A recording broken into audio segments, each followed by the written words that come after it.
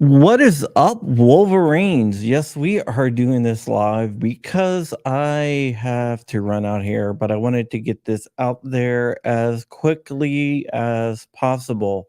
There has been a preliminary injunction filed in Texas by Gun Owners of America and Texas to block the pistol brace ban type thing. The injunction claims that the pistol braces are in common use, and I don't see anyone. Okay, I got three people in there.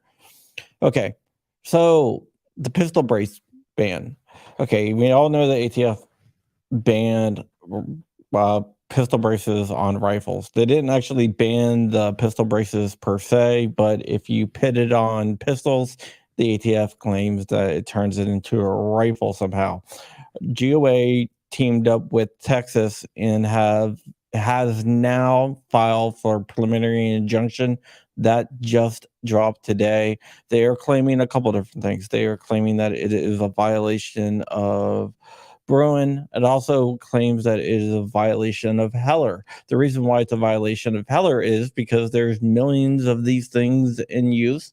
So we can determine that there's millions of firearms that has these devices on there. So we can determine that this is in common use. Not only that, but GOA is attacking the NFA itself. Basically, the NFA, if you don't know, was originally meant to ban handguns, but they couldn't ban handguns, so they yeah. So they need, I was up until like 2 a.m. last night. I've been working on some other stuff. There's some other videos coming out tonight, but there's some, but instead of they can't go after handguns, so they went after short barreled rifles. And the reason why they said they went after short barrel rifles is because they're easier to conceal. Now, if you take a braced pistol, what is more easier to conceal? A pistol with no brace on it or a pistol with a brace on it? So the ATF reasoning doesn't make any sense if they are trying to ban these because they are more concealable, because by adding a pistol brace, you are actually making it less concealable. And also, the NFA is a direct tax on Americans, and you cannot directly tax a right. There is a case called Murdoch versus Pennsylvania, which deals with this. There was a Jehovah's Witness that was going door to door, and Pennsylvania wanted him to get a soliciting license. Well, he sued and won in federal court because by requiring him to get a soliciting license, Pennsylvania was putting a direct tax on a right, which you cannot do. Now, we have the right to keep and bear arms, and the NFA is a tax on the right to keep and bear arms. Therefore, it is a direct tax on a right. So GOA is attacking this law on that. GOA is also teamed up with Texas and Ken Paxton. GOA is doing most of the heavy lifting on this, of course, but Texas does get top billing because they are a state. There are 26 states now, which is over half the states in the country, that are suing the ATF over the pistol brace rule. The FRAC lawsuit, which is the Firearms Regulatory Accountability Coalition, which consists of PSA, SB Tactical, and some other industry people, are suing the ATF as well, but they are suing in North Dakota. So they are suing in North Dakota over the same thing. Their lawsuit is not as extensive as the GOA Texas lawsuit. They are also joined by 25 states, including Virginia, where I live at. Their lawsuit doesn't directly attack the NFA. The Gun Owners of America lawsuit, the GOF Gun Owners Foundation, which is the nonprofit of the GOA, is attacking it on NFA. They're attacking it on Bruin. They're attacking it on Heller. The lawsuit is very, very wide ranging, and it's attacking it on multiple different fronts. Basically, it says NFA is unconstitutional, therefore you have to take SBRs off the NFA. So if that doesn't work, they said even if that doesn't work, the reason why SBRs was attached to the NFA is because they were concealable, and by adding a brace to it, you are making it less concealable. But if you don't think that is a good enough reason, Heller says you can't ban firearms in common use, and we have a bunch of different firearms based in common use.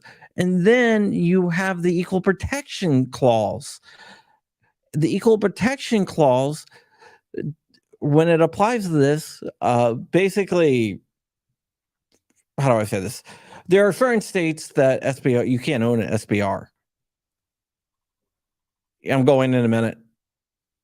There are certain states where you can't own an SBR, but in this case, in those states, you're going to have to get rid of your brace pistol, which is something that you owned legally. Also, the ATF's own regulation is so ambiguous that it's not good. Now, in order to get a preliminary injunction, you have to prove a couple different things. You have to prove that you have an irreparable harm. And by requiring people in these other states to have to get rid of their SBRs, that's irreparable harm. And it also cannot be made right through monetary means, because companies like SB Tactical and all these other companies are going to probably go out of business if they cannot produce these braces. So therefore, there's your irreparable harm right there. And now you have to say that you're likely to succeed on the merits.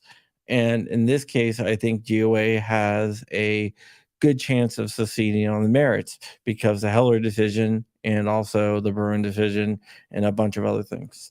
Basically, all I want to say is that most gun laws are doomed because of Heller and Bruin. We are winning on all fronts, and that scares the people that want to take away your rights. And I think the NFA's days are numbered, and it's not going to be repealed through Congress. It's going to be knocked down by the courts.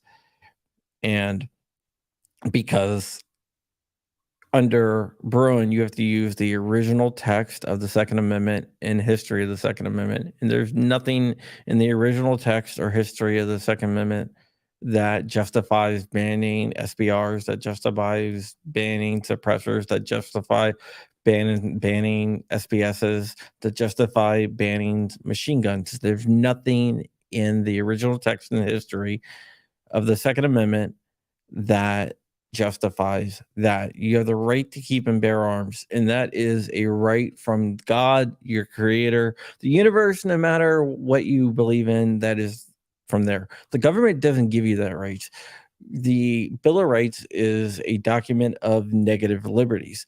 What I mean by that is it takes away liberties from the government. It tells the government you cannot do this because the people have the right from the creator and they're inalienable, which means the government cannot take it away. All right, guys, I got to go pick up my kid, but just wanted to just get on here really quick and tell you guys what's going on. I have a CRS update coming out probably later on today. I already filmed it. It's already done. It's already uploaded. I just have to turn it live, but I'll do that in a little bit. I have a more in-depth article coming out on Amalan about everything that should be out this afternoon. And with that, yep, stay ever vigilant, stay ever free. I just want to say to all you guys, I love you guys very much, and you guys mean the world to me. And I do this for you. I don't do this for the industry. I want to protect the American gun owners' rights. And I'm not concerned about companies. I'm not concerned about organizations. I'm concerned about your guys. And I'm concerned about your guys' rights. And I will fight for your guys' rights, because when I fight for your guys' rights, I'm also fighting for my kids' rights, and I'm fighting for my rights as well. So with that, be safe out there. And remember, be that monster, but bottle it up, put it down deep. and put it behind a glass that says break in case of emergency. So be kind, caring, until it's time not to be. All right, guys. See you guys later. Bye.